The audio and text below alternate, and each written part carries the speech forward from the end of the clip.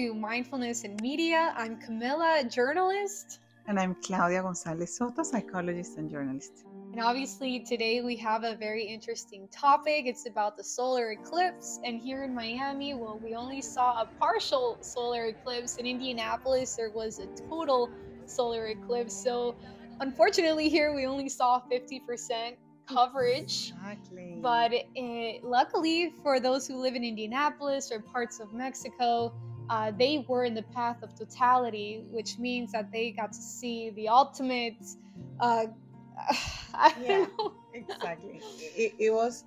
I mean, they were able to actually be in darkness, total darkness, because somebody told me that it seemed like it was 2 a.m. in the morning, and that even the temperature actually dropped very radically, and they felt very cold at that time. Oh my God, I can't imagine Earth without the sun. Can you imagine that? Oh my goodness, I don't think, obviously there wouldn't be any life form on the planet. Exactly. And I think also in a way it teaches us to value our system, our solar system. How important is to have sun, right? How important is the moon and everything that actually works together to have this universe in balance and in equilibrium, right? And here at Florida International University here in Miami, we got to see hundreds of students, professors, faculty members enjoying this tremendous moment.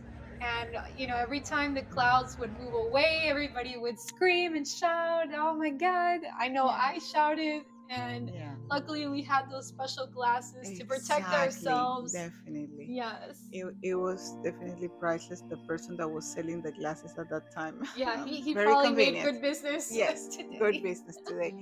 But Camila, I was thinking about the eclipse and how we can think about our own lives in a way, because there is a big change between dark and light.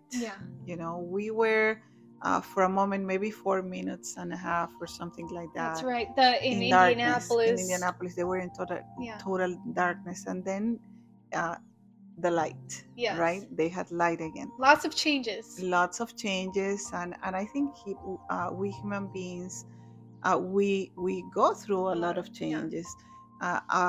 Sometimes good ones, sometimes that from don't childhood like till adolescence. For example, we have 13 years in which we are looking for role models. We're getting identified with our parents, our teachers, friends, leaders in the community, and when we become adolescents, then we're building our own identity. It's not now. I already have my role models, but I have to choose who am I? What is it that I want to accomplish in life? What is my purpose in life? And you're trying to actually have your own style in everything, and to become authentic. You want to be yourself during adolescence. And it happens like there's several cycles in life, several stages in life that you have to overcome crisis. Like, I don't know, I mean, I don't have any clue, any idea how incredible is this phenomenon of the eclipse. Right? See the earth, then the moon, the sun, and how it just all happens, the alignment that. Alignment, and it's incredible. Maybe for us, it's not that complicated, but all the process, 7 years had to pass. We supposed, I've been reading that this phenomenon would happen every 10 years, but it happened now after 7 years. So things are changing, and humans change too. We're constantly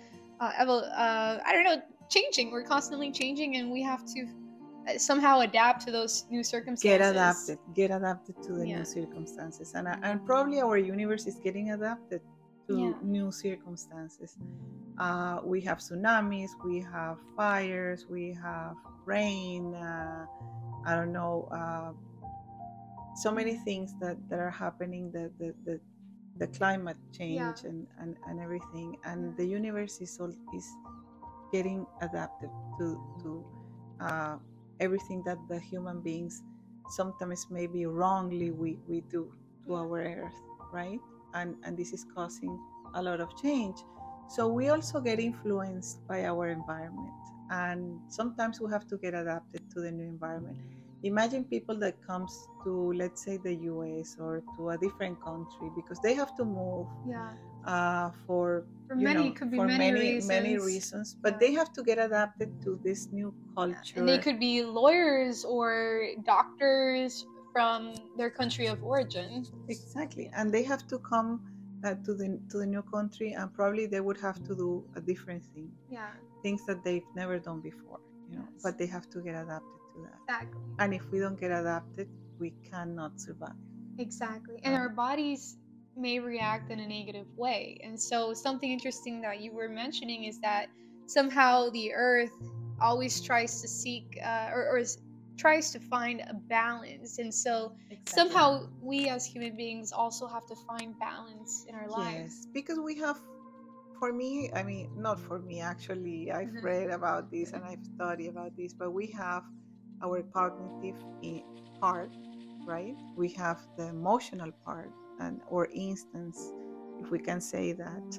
And we have our behavioral part, we have the physical body. That's a lot. And we have also a spiritual, I would say, also component. And all of those components, they have to be congruent. Like if I don't take care of my mind, if I don't think positive, if I'm not thinking that, let's say, I will be able to accomplish this or that, I'm always positive, this is going to impact my emotions positively. If I feel loved, if I feel that I can love someone, this is going to impact my mind too.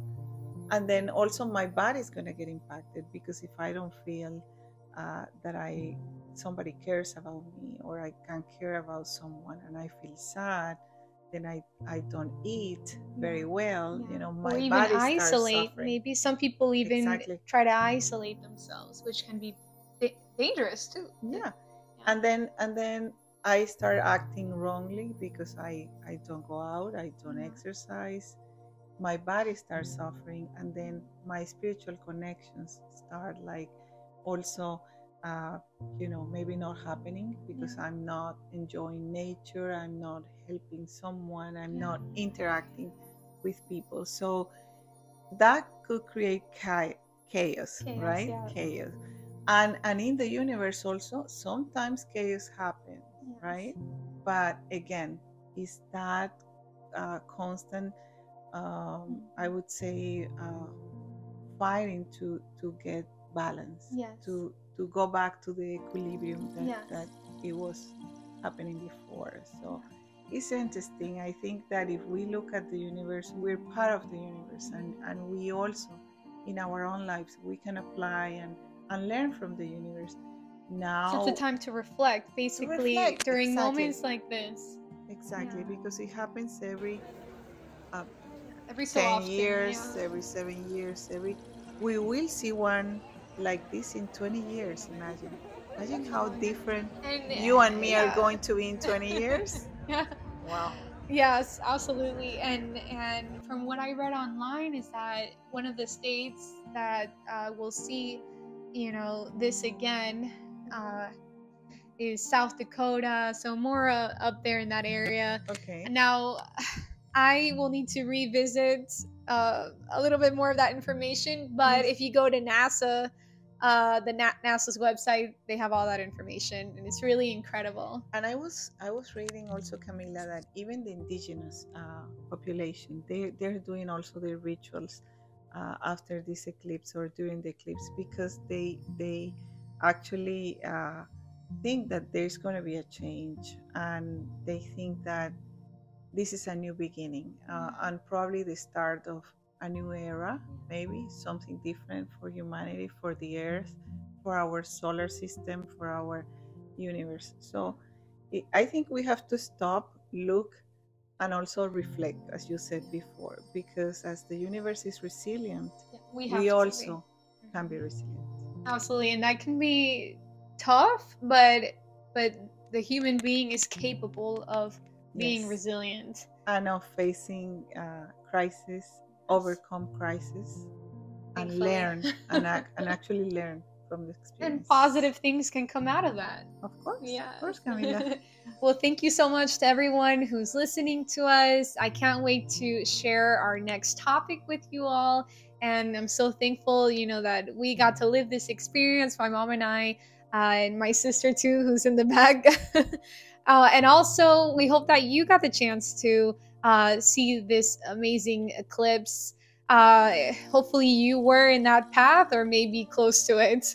But we're excited for our next episode of Mindfulness and Media. Great chatting with you, Camila.